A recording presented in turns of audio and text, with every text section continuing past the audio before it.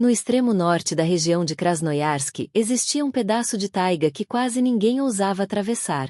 Os antigos geólogos chamavam aquela área de Vale do Silêncio, um lugar onde não existiam estradas, aldeias nem trilhas de caça. Apenas milhares de quilômetros de floresta fechada, rios gelados e montanhas cobertas por laríceos. Os pilotos que voavam sobre aquela região diziam a mesma coisa. Lá embaixo não existe nada.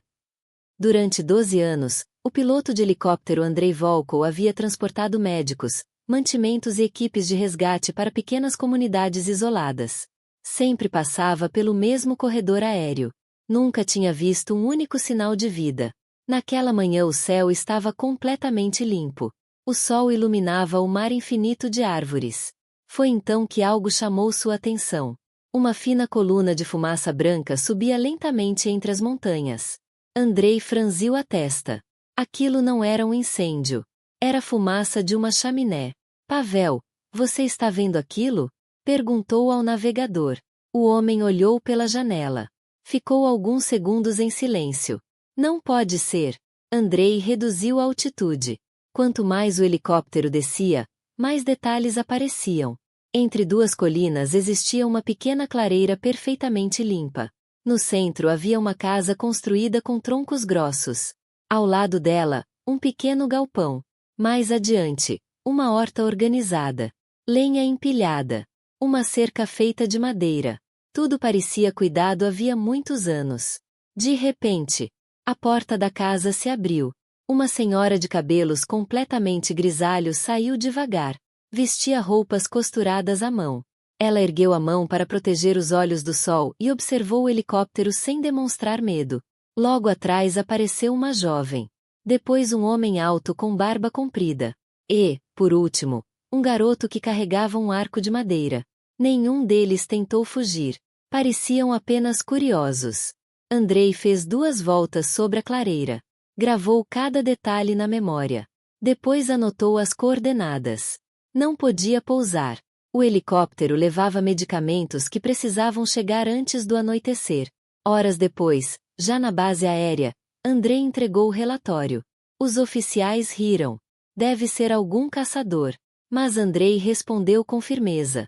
Caçadores não constroem uma fazenda inteira no meio da região mais isolada da Sibéria. Na manhã seguinte, o comandante enviou uma pequena equipe para verificar a informação. Entre eles estava o investigador Nikolai Sokolov. Quando ouviu as coordenadas, Nikolai ficou imóvel. Aquelas montanhas lhe pareciam familiares. Naquele mesmo dia ele abriu um arquivo antigo, coberto por poeira. O documento tinha mais de 30 anos. Na capa estava escrito: Família Morozov, desaparecida em novembro de 1963. O relatório dizia que o casal Ivan Morozov e Ana Morozova, junto com os filhos Mikhail, de 13 anos, e Helena, de 9 anos, haviam desaparecido sem deixar qualquer pista. Centenas de soldados participaram das buscas. Caçadores experientes seguiram rastros durante semanas. Helicópteros sobrevoaram rios e montanhas. Nada. Depois de 3 meses, o governo encerrou oficialmente o caso. Toda a família foi declarada morta. Mas agora, as coordenadas encontradas por Andrei ficavam exatamente na direção para onde a família poderia ter seguido mais de 30 anos antes. Nikolai respirou fundo. Se aquelas pessoas fossem realmente os Morozov, então 4 pessoas consideradas mortas durante 3 décadas haviam sobrevivido completamente sozinhas no lugar mais inóspito da Sibéria. Mas uma pergunta era ainda mais importante. Por quê? Por que uma família abandonaria o mundo inteiro para viver escondida no coração da taiga? Naquela noite, antes da equipe partir para a floresta, Nikolai ficou horas lendo os antigos documentos. Entre eles havia uma pequena anotação escrita à mão por um policial aposentado. Ivan Morozov nunca fugiria sem motivo. Se desapareceu, alguém o obrigou. Essas poucas palavras mudaram completamente a investigação. Para descobrir a verdade seria necessário voltar ao inverno de 1963. Ao pequeno povoado de Novaya Zarya. Foi ali que tudo começou. E foi ali que um homem comum tomou uma decisão que mudaria o destino de sua família para sempre. O pequeno povoado de Novaya Zarya tinha pouco mais de 700 moradores. Era um lugar cercado por uma floresta infinita. No inverno, a única estrada desaparecia sob metros de neve. Durante meses, o mundo parecia terminar ali. Ivan Morozov era conhecido por todos. Tinha 39 anos. Era o chefe da equipe de exploração florestal. Honesto, trabalhador e respeitado. Sua esposa, Ana, era enfermeira do posto de saúde da vila. Sempre ajudava quem precisava, fosse uma criança doente ou um lenhador ferido. Eles levavam uma vida simples. Os filhos, Mikhail, de 13 anos, e Helena, de 9, estudavam na pequena escola da vila. Parecia uma família comum. Mas tudo mudou em uma única manhã.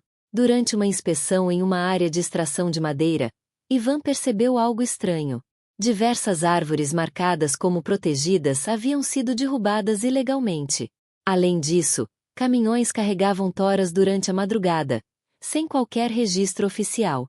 Aquilo significava apenas uma coisa: alguém estava roubando madeira em grande escala. Nos dias seguintes, Ivan começou a investigar sozinho. Anotava placas de caminhões. Observava horários. Memorizava nomes.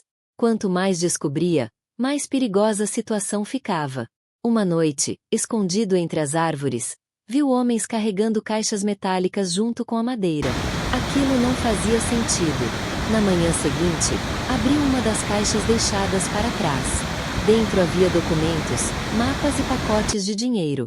Ivan entendeu imediatamente. Não era apenas roubo de madeira.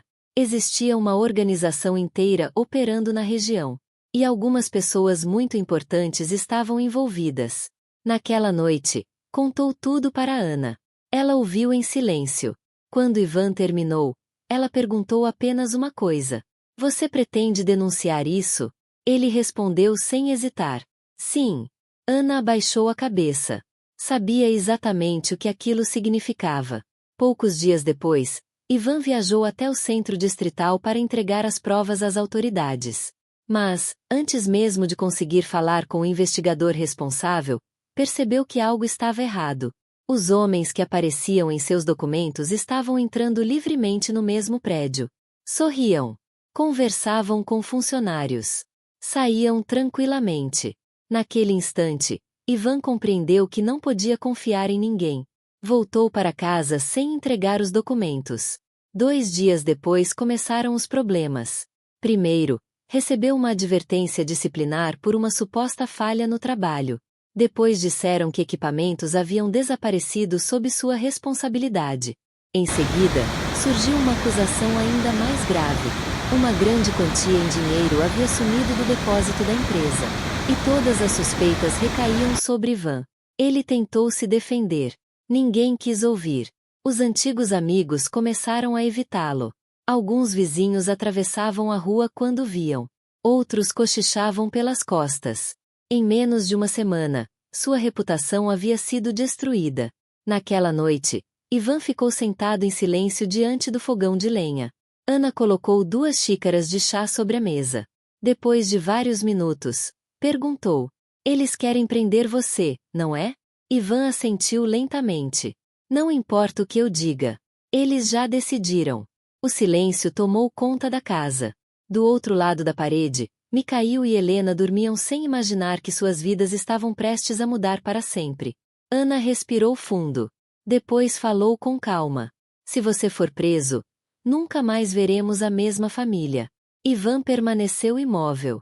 Ela continuou: "Existe apenas uma maneira de continuarmos juntos." Ele levantou os olhos. "Qual?" Ana respondeu com uma frase que mudaria tudo: "Nós desaparecemos." Ivan ficou olhando para ela por vários segundos. Parecia impossível. Abandonar a casa, os amigos, a escola das crianças, toda a vida construída durante anos. Mas, quanto mais pensava, mais entendia que talvez aquela fosse a única saída. Na manhã seguinte, em segredo, começou a preparar um plano. Não seria uma fuga comum. Seria um desaparecimento definitivo. Eles seguiriam para uma parte da taiga onde ninguém costumava entrar. Um lugar conhecido apenas pelos antigos caçadores. Um vale escondido entre montanhas, protegido por rios e florestas quase impossíveis de atravessar. Se conseguissem chegar até lá, talvez nunca mais fossem encontrados. Mas antes precisariam enfrentar centenas de quilômetros de neve, frio extremo e uma natureza capaz de matar qualquer pessoa despreparada. E aquela seria apenas a primeira batalha. Ainda estava completamente escuro quando a família Morozov saiu de casa pela última vez. Nenhuma despedida. Nenhuma luz acesa. Nenhum vizinho percebeu. Ivan fechou a porta lentamente.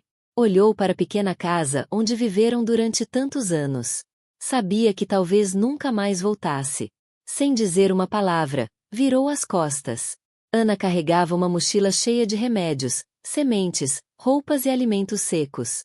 Mikhail levava um machado, uma serra pequena e cordas. Helena carregava apenas uma mochila leve com um cobertor e um pequeno livro que sua mãe insistiu em levar. Na frente do grupo caminhava Rex, o velho cachorro da família. O animal parecia sentir que aquela não era uma viagem comum. Durante os primeiros dias, Ivan evitou qualquer estrada. Sempre caminhava pelo leito congelado dos riachos para apagar os rastros. Quando precisava atravessar um campo aberto, fazia grandes voltas para dificultar qualquer perseguição. À noite, nunca acendiam fogueiras grandes. Apenas pequenas brasas escondidas entre pedras. O suficiente para preparar água quente. Nada mais. No sexto dia começaram as primeiras dificuldades. A comida diminuía rapidamente. A neve ficava cada vez mais profunda. O vento soprava com tanta força que às vezes era impossível enxergar mais de 10 metros à frente. Mesmo assim, Ivan continuava andando. Ele conhecia a floresta desde criança. Guiava-se pelas estrelas, pelos rios e pela posição das montanhas. Na manhã do oitavo dia, Mikhail percebeu algo estranho. Pegadas. Não eram de animais. Eram marcas de botas. Recentes. Ivan ajoelhou-se para observar. Alguém havia passado por ali poucas horas antes. Talvez caçadores. Talvez soldados. Talvez homens enviados para encontrá-los. Sem perder tempo, mudou completamente a direção da viagem. Durante 2 dias caminharam por uma região cheia de pântanos congelados e florestas fechadas. As pegadas desapareceram. Mas ninguém voltou a dormir tranquilo. O verdadeiro desafio apareceu no 12º dia. Uma tempestade de neve cobriu toda a região. O vento derrubava árvores. A temperatura caiu para níveis extremos. Cada respiração parecia cortar os pulmões. Ivan encontrou um enorme pinheiro caído. Com machado e serra improvisou um abrigo temporário. Todos ficaram espremidos ali dentro. Durante 2 dias ouviram apenas o som do vento batendo contra a floresta. Quando a tempestade terminou, o mundo havia desaparecido. Todas as referências estavam cobertas por neve. Até Ivan teve dificuldade para encontrar o caminho. Poucos dias depois aconteceu o pior. Eles precisavam atravessar um pequeno rio parcialmente congelado. Ivan passou primeiro. Depois Mikhail. Ana atravessou logo atrás. Quando Helena deu o último passo, o gelo quebrou. A menina caiu na água escura. O choque foi imediato. A correnteza começou a puxá-la. Ana gritou desesperada. Ivan correu sem pensar. Deitou sobre o gelo para distribuir o peso do corpo. Estendeu um galho comprido. Helena! Segure! A menina conseguiu agarrá-lo com as 2 mãos. Mikhail ajudou o pai. Os dois puxaram com toda a força. Depois de alguns segundos que pareceram eternos, Helena saiu da água. Seu corpo tremia violentamente. Os lábios estavam completamente roxos. Ivan acendeu uma fogueira o mais rápido possível. Ana retirou toda a roupa molhada da filha. Enrolou-a em cobertores secos. Preparou chá quente. Durante horas ficou segurando suas mãos para aquecê-la. Naquela noite ninguém dormiu. Ivan permaneceu alimentando o fogo sem parar. Sabia que bastavam poucos minutos de frio intenso para perder a filha. Os dias seguintes foram ainda mais difíceis. Helena começou a tossir. A febre apareceu. Ana percebeu imediatamente que podia ser uma infecção causada pela água gelada. Sem hospital. Sem antibióticos. Sem ajuda. Ela preparou infusões com ervas medicinais que aprenderá a reconhecer anos antes. Enquanto isso, Ivan e Mikhail caçavam todos os dias. Depois de muitas tentativas conseguiram capturar 2 coelhos e algumas perdizes. O caldo quente ajudou Helena a recuperar as forças. 5 dias depois, a febre finalmente desapareceu. Ana respirou aliviada. Mas aquele episódio deixou uma lição. A taiga não perdoava erros. Cada passo podia ser o último. Após quase um mês de caminhada, Ivan parou no alto de uma colina. À sua frente havia um vale escondido entre montanhas. Um riacho de água limpa atravessava toda a região. O local era protegido do vento. Existiam árvores suficientes para construir uma casa, terra para plantar, água durante o ano inteiro. Ivan permaneceu em silêncio por vários minutos. Depois sorriu pela primeira vez desde que deixaram a vila. Olhou para Ana. Encontramos. Ela segurou sua mão. Mikhail observava tudo admirado. Helena sorriu, cansada. Rex começou a correr pelo vale abanando o rabo. Naquele instante ninguém imaginava que permaneceriam ali por mais de 30 anos. Mas sobreviver ao primeiro inverno seria muito mais difícil do que chegar até aquele lugar. E a maior prova daquela família ainda estava por vir. O inverno chegou antes que a família estivesse realmente preparada. No início de dezembro, a neve já cobria completamente o vale. Durante a noite, o vento descia das montanhas com tanta força que parecia querer arrancar as árvores pela raiz. A temperatura caía cada vez mais. Ivan sabia que uma simples barraca não seria suficiente. Eles precisavam construir um abrigo de verdade. Na manhã seguinte, antes mesmo do nascer do sol, ele pegou o machado. Durante dias inteiros, derrubou larícios, retirou os galhos e carregou cada tronco até o local escolhido. Mikhail trabalhava ao lado do pai.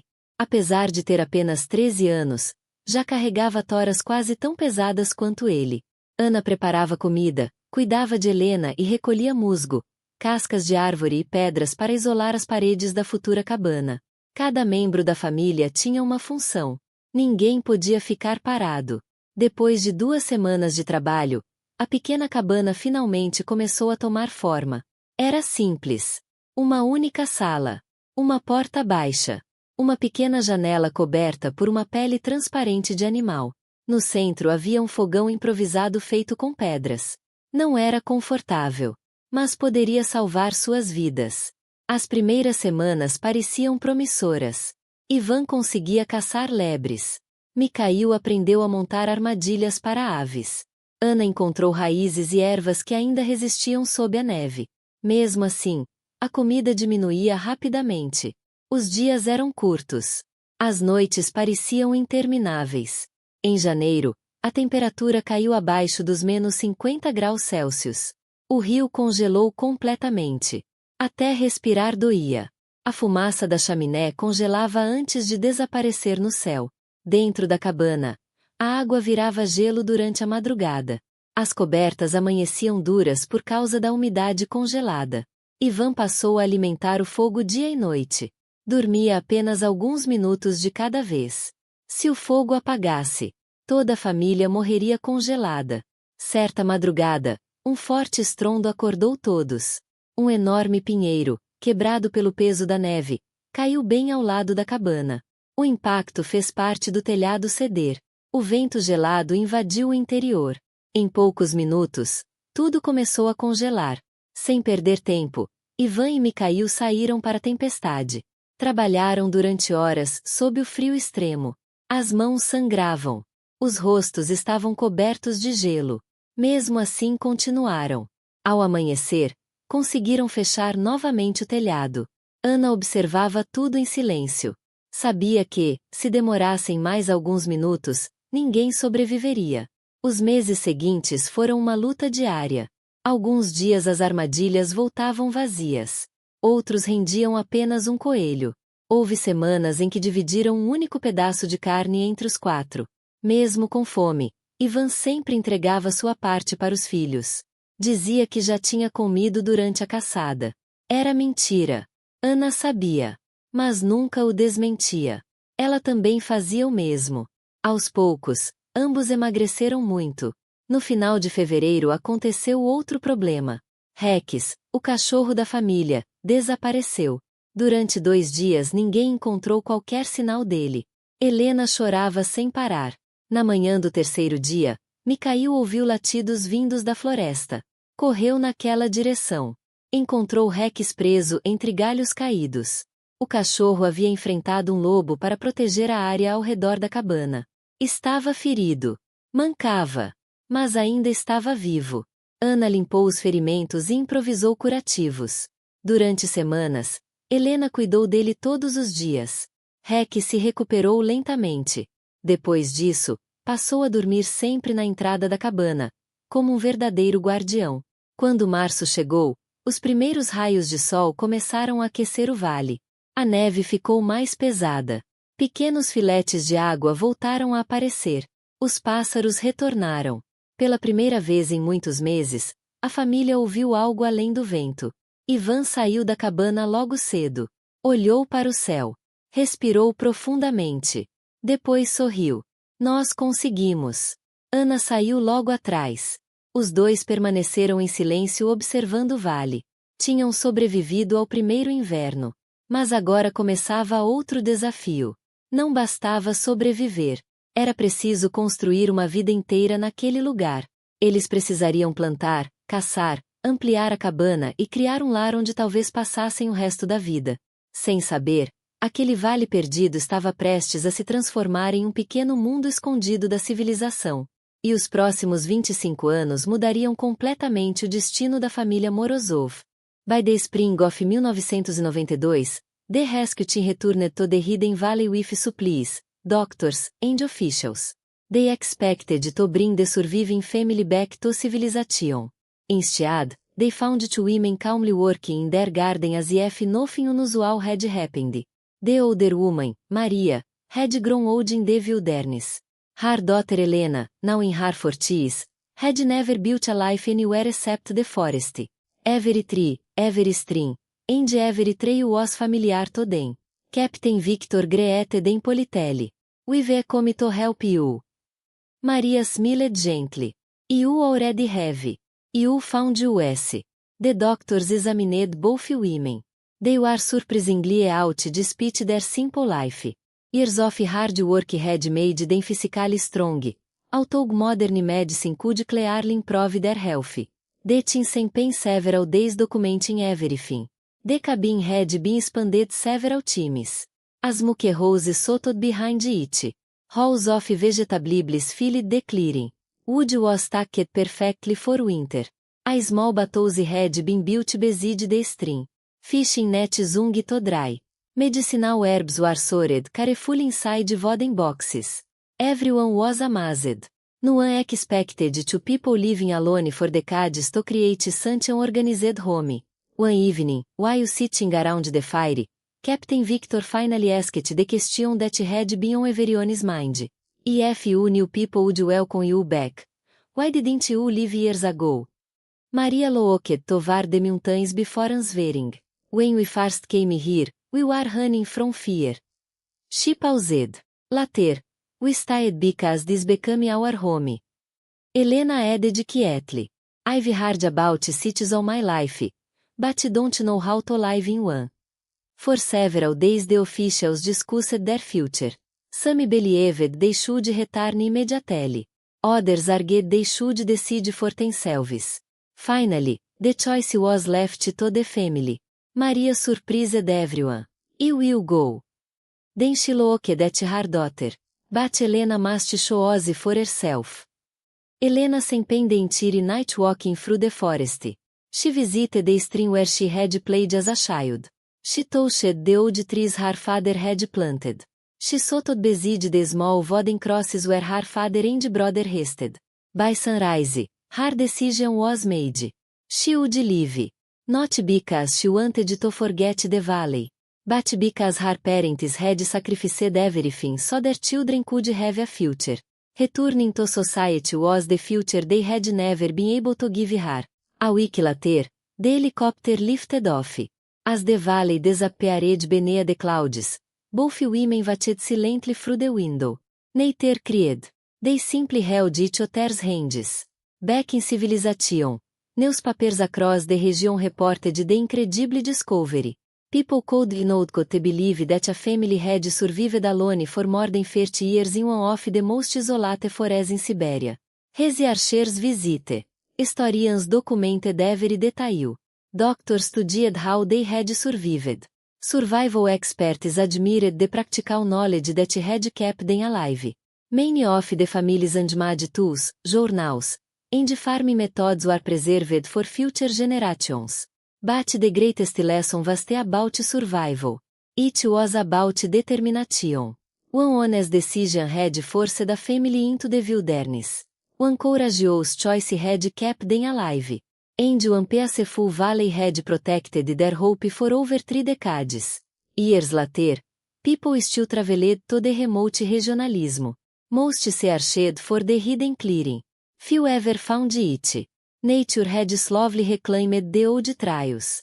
Grass covered the garden. Young trees surrounded the empty cabin. Only the sound of the wind remained. As if the forest itself had quietly protected one family's extraordinary story until the world was finally ready to hear it. By the spring of 1992, the rescue team returned to the Hidden Valley with supplies, doctors, and officials. They expected to bring the surviving family back to civilization. Instead, they found 2 women calmly working in their garden as if nothing unusual had happened. The older woman, Maria, had grown old in the wilderness. Her daughter Elena, now in her 40s, had never built a life anywhere except the forest. Every tree, every stream, and every trail was familiar to them. Captain Victor greeted them politely. "We will come to help you." Maria smiled gently. "You already have. You found US." The doctors examined both women. They were surprisingly out despite their simple life. Years of hard work had made them physically strong, although modern medicine could clearly improve their health. The team spent several days documenting everything. The cabin had been expanded several times. A smoke house sat behind it. Rows of vegetables filled the clearing. Wood was stacked perfectly for winter. A small bathhouse had been built beside the stream. Fishing nets hung to dry. Medicinal herbs were stored carefully inside wooden boxes. Everyone was amazed. No one expected 2 people living alone for decades to create such an organized home. One evening, while sitting around the fire, Captain Victor finally asked the question that had been on everyone's mind. "If you knew people would welcome you back, why didn't you leave years ago?" Maria looked toward the mountains before answering. "When we first came here, we were running from fear." She paused. "Later, we stayed because this became our home." Elena added quietly. "I've heard about cities all my life, but don't know how to live in one." For several days the officials discussed their future.